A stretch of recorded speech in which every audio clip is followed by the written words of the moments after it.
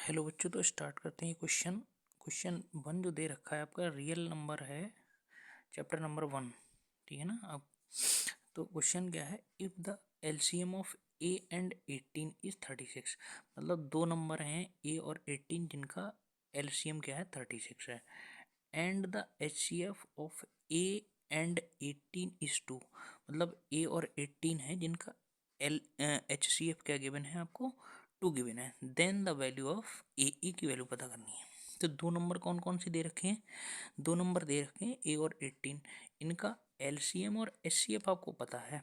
तो एक फार्मूला आपने पढ़ा है रियल नंबर में ही, क्या पढ़ा है, one number into second number equal to H C F लिख सकते हो पहले, चाहे H C F multiply L C M लिख दो। ठीक है, चाहे एल सी एम लिख दो चाहे एच सी एफ लिख दो, मल्टीप्लीकेशन में लिखना है पहले। तो क्या हो जाएगा formula, one number into second number equal to H C F multiply L C M. ठीक है ना, L C M into H C F भी लिख देना, कोई फर्क नहीं पड़ता। ठीक है, मल्टीप्लिकेशन में कोई भी किधर लिख सकते हो आप।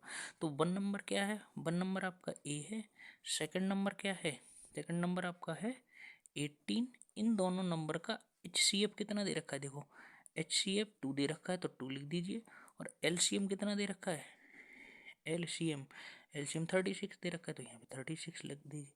कैलकुलेट करेंगे तो ए की वैल्यू क्या आ जाएगी, 2 इंटू 36 अपॉन में 18। ठीक है ना, तो 18 वंस 18 ट्वाइस। ठीक है ना, तो ए की वैल्यू क्या आ गई, ए की वैल्यू आ गई आपकी 4। तो ये फार्मूला आपको याद होना चाहिए। ठीक है ना, one number into second number equal to H C F into L C M. ठीक है ना, ओके। तो ऑप्शन कौन सा सही हो जाएगा, ऑप्शन नंबर सी सही हो जाएगा, इक्वल टू 4। दूसरे वाले क्वेश्चन में क्या लिखा है, what is the H C F of smallest composite number and smallest prime number. तो आपको सबसे पहले पता होना चाहिए स्मॉलेस्ट कंपोजिट नंबर कौन सा होता है, सबसे स्मॉलेस्ट कंपोजिट नंबर। ठीक है ना, तो सबसे स्मॉलेस्ट कंपोजिट नंबर होता है 4। और smallest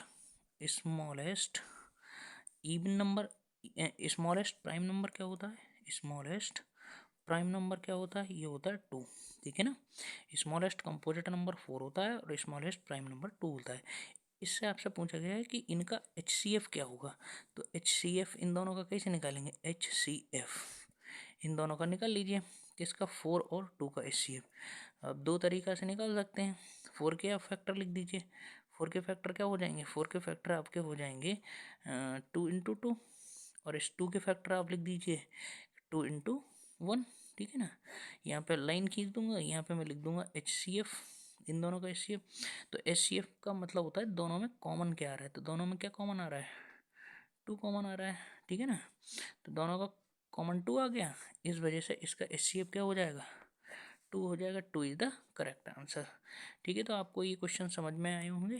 thank you, thanks for watching.